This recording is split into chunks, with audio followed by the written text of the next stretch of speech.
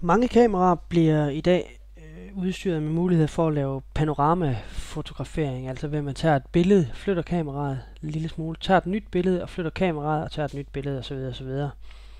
Men det er en smart feature i de små kompaktkameraer, men efter min bedste overbevisning, så fungerer det i bedste fald kun middelmådigt. Men her kommer Photoshop og Bridge ind i billedet, fordi Photoshop er født med muligheden for at lægge billeder oven i hinanden og få dem til at passe sammen og dreje dem og rykke lidt i dem og ændre i farverne, så det hele hænger sammen. Og det er simpelthen så simpelt. Hvis vi starter med at åbne Bridge, så har vi lige en mappe her med nogle forskellige fotografier, jeg har taget på et tidspunkt. Vi har nogle fra Las Vegas, og vi har noget fra en arkade i Milano. Hvis vi starter med det her bestående af 3 billeder fra Las Vegas, så nu skal vi lige prøve at trække det i den her, så vi kan se, hvordan det ser ud.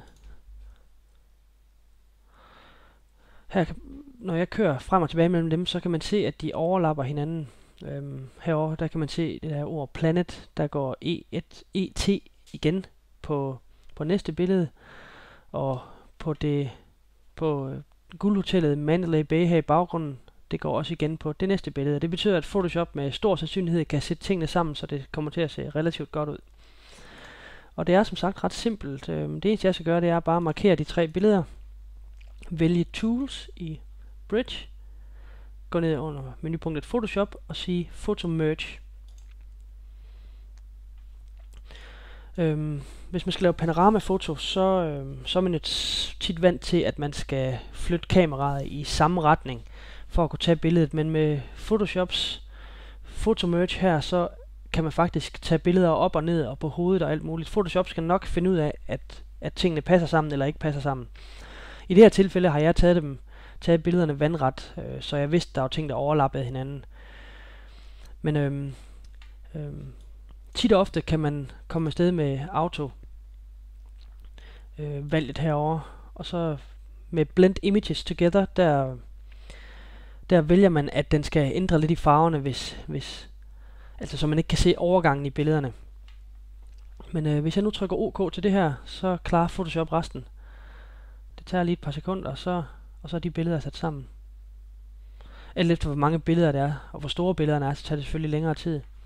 Men her har vi simpelthen billedet fra Las Vegas sat sammen. Vi kan lige prøve at se det i stor størrelse. Her har vi det. Her har vi de 3 billeder sat sammen. Man kan godt se, at de rykker lidt og drejer lidt for at få det hele til at passe, men Photoshop har faktisk gjort et ganske hæderligt stykke arbejde. Vi går lige tilbage i Photoshop. Og det er jo klart, det er jo ikke gjort med det her, altså billedet skal jo beskæres og ting og sager. Vi vil jo ikke have de her kanter med, der er rundt om. Så hvis vi prøver at lave en beskæring med vores beskæringsværktøj i Photoshop, som ligger herovre til venstre.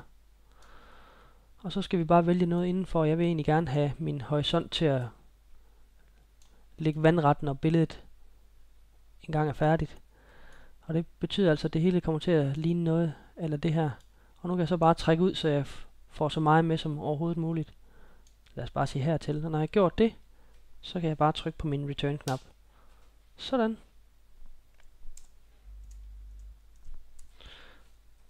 Et stykke panoramabillede fra Las Vegas, som er sat ret godt sammen.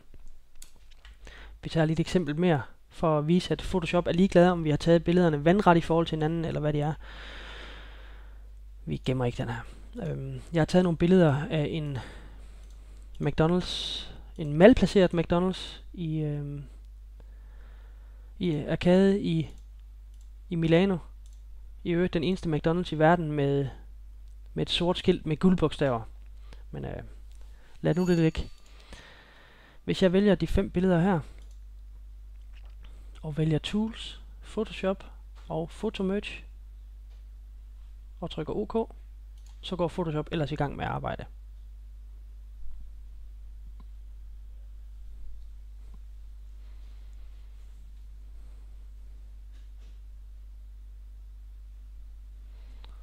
Og voilà! Her har vi simpelthen et stykke panoramabillede i højformat, som jo selvfølgelig også skal beskæres, fordi vi vil ikke have de her buede kanter med. Nu kan vi prøve at beskære det, så man ligesom kan se, at det rent faktisk har fungeret. Jeg har brugt mit beskæringsværktøj herovre, eller mit crop tool, som det hedder. Og jeg har valgt det område, jeg gerne vil have med, og så trykker jeg på Return. Sådan. Endnu et panoramabillede i højformat. Og hvis jeg zoomer ind i 100% her, så kan vi se, at den rent faktisk har gjort det ganske udmærket. Den tager simpelthen elementer fra billeder og fylder ind nogle steder, for at få tingene til at passe sammen. Men det er spændende. Så i stedet for at ligge og rode med dit kompaktkamera og dets panoramafunktion, så er det bare at gå i gang med at skyde en frygtelig masse billeder, og så sætte dem sammen, når du kommer hjem fra din ferie, eller hvor du nu er henne i Photoshop. Held og lykke.